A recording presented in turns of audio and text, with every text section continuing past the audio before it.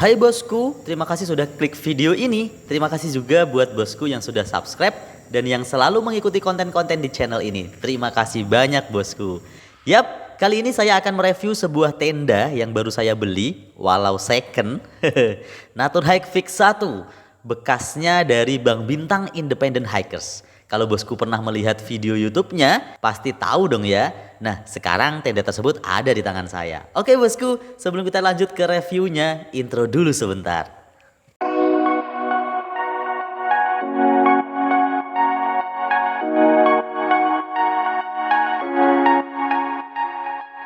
Terima kasih bosku sudah bersedia menunggu. Langsung saja kita mulai review ini dari membahas umur dan pengalaman tenda ini ya. Jadi 12 November 2021, sekitar 2 bulan yang lalu ya, saya membeli tenda ini dalam kondisi bekas ya dari Bang Bintang Independent Hikers. Yang menurut Bang Bintangnya baru sekali dipakai di Surya Kencana yang dikontenin di YouTube Independent Hikers itu. Linknya saya cantumin di deskripsi ya bosku. Dan kemarin saya tambah pakai di satu kali camping ceria di taman gitu, dan satu kali ke Gunung Hauk tinggian 1325 mdpl yang ada di Kalimantan Selatan. Jadi total sampai sekarang ini baru digunakan 3 kali ya bosku. Namun kalau dilihat dari videonya Bang Bintang mereview tenda ini di Surya Kencana itu, keterangannya sudah 2 tahun yang lalu ya bosku. Jadi umur tenda baru saya ini sudah 2 tahun. Tapi masih mantep banget, istimewa. Detailnya mari kita bahas.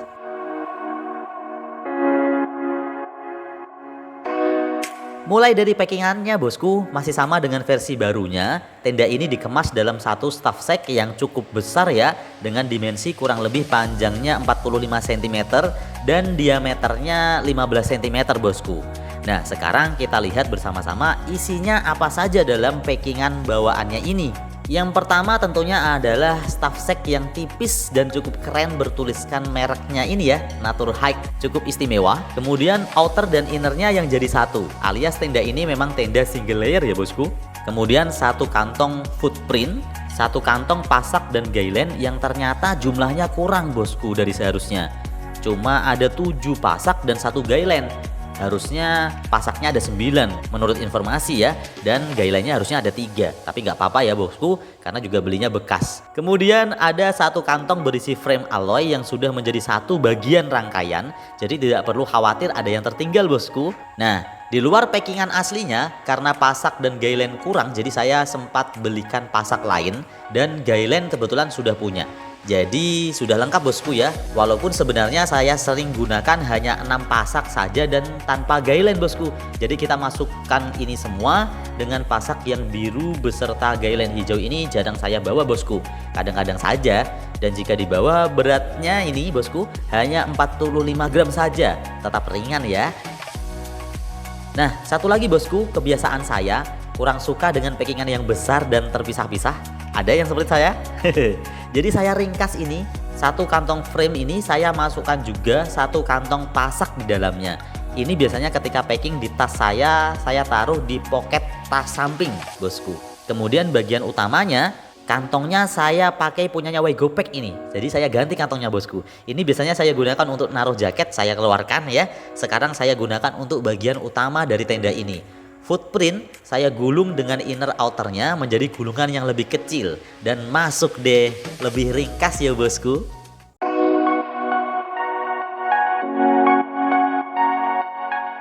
Nah oke bosku, siap, kita akan coba setup ya, mendirikan tenda ini. Dan ini bisa dilihat saya hanya bawa 2 ini ya, yang tadinya sebesar itu ya 45 cm dengan diameter 15 cm, sekarang jadi kecil seperti ini ya.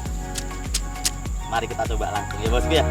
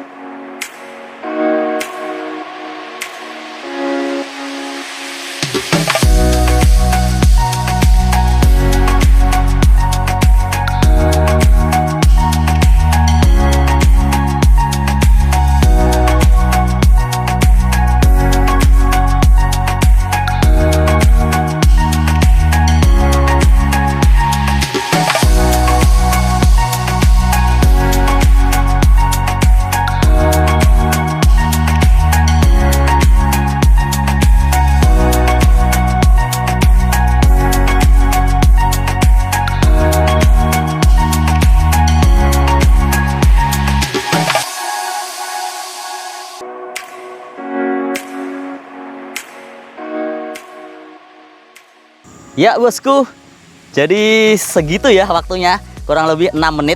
Walaupun tadi sempat terbalik sedikit sih posisinya ya. Jadi pintunya tadi di belakang, jadi kita balik dulu.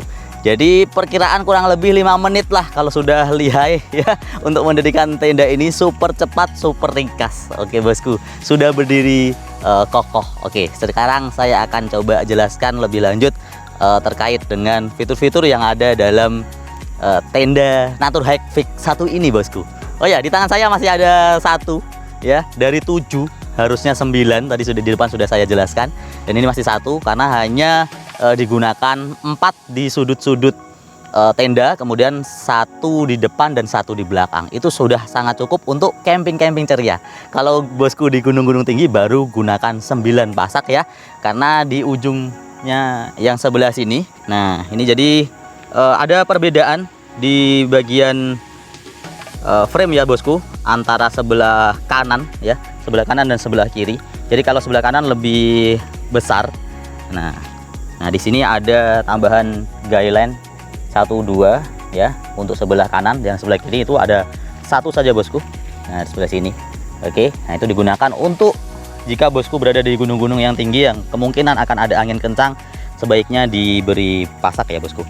Nah perbedaannya di mana? Tadi sebenarnya sempat kebalik ya, karena ini sudah dibedakan bosku. Untuk yang panjang ya, itu ujungnya frame itu juga sudah berwarna lain ya. Ini berwarna oranye ya bosku. Ujungnya frame berwarna oranye. Nah itu digabungkan dengan ini besi-besi pengaitnya ya, warnanya juga oranye sama. Sebelah kanan semuanya. Nah sebelah kirinya ini berbeda. Nah sebelah kirinya berwarna abu-abu ya bosku. Ini baik ujungnya frame dan juga di bagian pengaitnya ya. Seperti ini detailnya ya bosku. Untuk pasak selesai ya, saya jelaskan. Jadi guideline-nya pun juga sisa 1 sih ya, sisa 1. Oke ya, seperti ini bosku. Sekarang kita coba buka. Nah ini perbedaannya dengan mungkin tenda-tenda jenis lain ya bosku. Ini pintunya ada di sebelah sini, tidak di tengah ya. Biasanya kan kalau di tenda-tenda lain di tengah, kayak Naturhike Mongar itu di tengah. Nah ini di samping. Mungkin ada yang cocok, ada yang tidak. Oh ya, selain ada resleting, di sini ada magnetnya bosku. Nah, ini ada magnet. Oke, di ujung sini juga ada ya, dan yang di atas ada 3 magnet. Oke, kita buka. Oke, dan ujungnya ini dia punya pengait ya bosku, seperti ini ya, pengait. Nanti kita bisa kaitkan di sebelah sini bosku untuk membuka. Oke, seperti ini. Nah, ini kita bisa posisikan lah ya, agar lebih baik posisinya ini karena daerahnya agak berbatu. Oke, setelah pintunya dibuka, penampakannya seperti ini. Oh, mungkin kita akan review dulu ya untuk jahitan-jahitannya yang bagian luar, karena ini tenda juga umurnya sudah 2 tahun ya.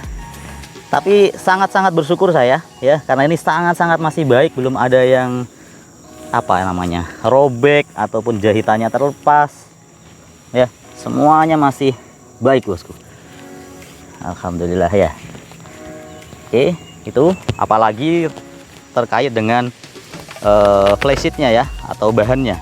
Ini memang dari nilon 15D ripstop ya. Ini ada garis-garis kotaknya, dan ini tembus tangan saya bisa dilihat ya bosku. Kemudian ini masih model yang lama. Mungkin kalau bosku mengikuti perkembangan Naturhike Fix ya, ini masih model yang lama. Ini yang masih ada lubangnya, yang kita kalau membuka jendelanya ini ya, itu dari dalam bisa ya. Nanti kita akan lihat dari dalam. Jadi ini ada lubangnya. Kelemahannya sebenarnya adalah kalau mungkin hujan, ini ada air yang bisa masuk di sini. Makanya untuk yang seri terbaru itu pembuka jendelanya dari luar bosku. Jadi benar-benar tertutup, sangat rapat bosku. Ya, ini hanya ada 1 kantong ya, mesh untuk menyimpan barang. Nah, ini di bagian depan bosku ya. Ini di bagian depan. Nah, di bagian depan ini ada yang sedikit terkelupas, tapi pengalaman kemarin kena hujan juga aman bosku. Nah ini ada sedikit terkelupas di bagian depan. Ini aja, ini kemungkinan perasaan saya ketika saya camp pertama ya di taman itu ini belum ada. Nah di camp kedua ada. Nah ini kemungkinan bukan dari pihak Bang Bintang, ini dari saya sendiri mungkin yang terlalu kencang dalam menarik bagian depannya sih. Ya bosku, ini saya berada di dalam. Keringetan. Ya mohon maaf review seadanya ya. Nah seperti ini, sangat luas sekali bosku ya. Kalau kita tidur, wah, sangat-sangat lega untuk sendiri. Kalau untuk berdua masih bisa dipaksa. Kemarin camping ceria saya sama anak ya, sama istri juga ada yang dicoba juga sempat, cuma tidak sampai selesai. Kalau tidur semalaman kayaknya juga agak sedikit susah sih ya.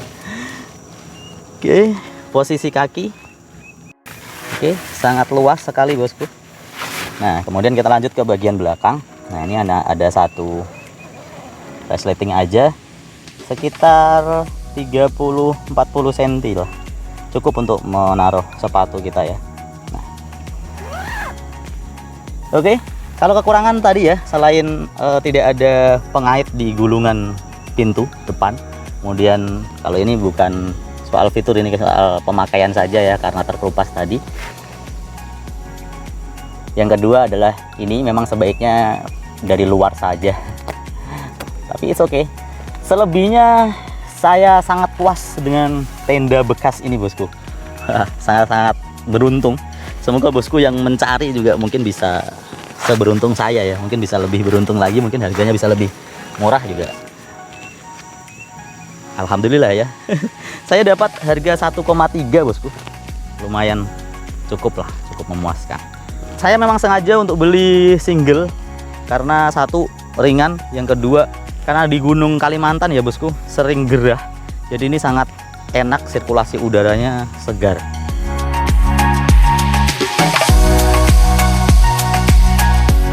Ya bosku, kesimpulan dari tenda ini untuk saya pribadi, yang pertama, puas. Walau mungkin untuk harga 1,3 juta seharusnya bisa mendapatkan tenda baru, bukan second, tapi melihat kondisinya masih sangat baik seperti ini, sekali lagi puas saya bosku. Tinggal nantinya dites di gunung yang tinggi atau pas kena hujan biar bisa review kualitas tenda ini lebih jauh lagi ya bosku. Yang kedua, nyaman. Walau sedikit harus membawa beban lebih berat daripada sebelumnya saya pakai top 10 yang bobotnya tidak sampai 1 kg, tapi dengan tenda ini saya mendapatkan ruang yang lebih lega bosku, karena bagian atasnya lebar. Untuk soal single layer, untuk menahan dingin pasti akan kurang, tapi untuk mengatasi itu kita bisa gunakan sleeping system yang memadai ya bosku, insya Allah aman. Dan yang ketiga, warna kesukaan. Nah kalau ini mungkin relatif ya bosku.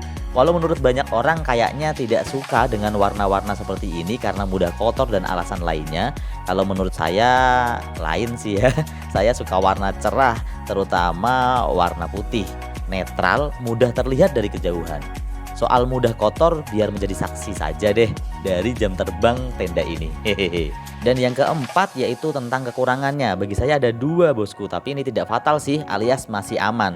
Yaitu tidak adanya pengikat gulungan pintu agar bisa terbuka penuh. Dan yang kedua, karena ini versi lama, yaitu pada bagian jendela atau angin-angin yang pengaitnya dibuka dari dalam, sehingga ada lubang yang bisa dimasuki air ketika hujan deras. Nah itu saja bosku kesimpulannya, dan terima kasih yang sudah menyaksikan video ini dari awal sampai akhir. Silahkan like dan share video ini jika bosku suka, dan jangan lupa subscribe bagi yang belum subscribe ya bosku. Next insya Allah akan membahas matras lipat Naturhaik ya bosku. Sampai ketemu di video selanjutnya, tetap semangat, salam lestari, oi bos.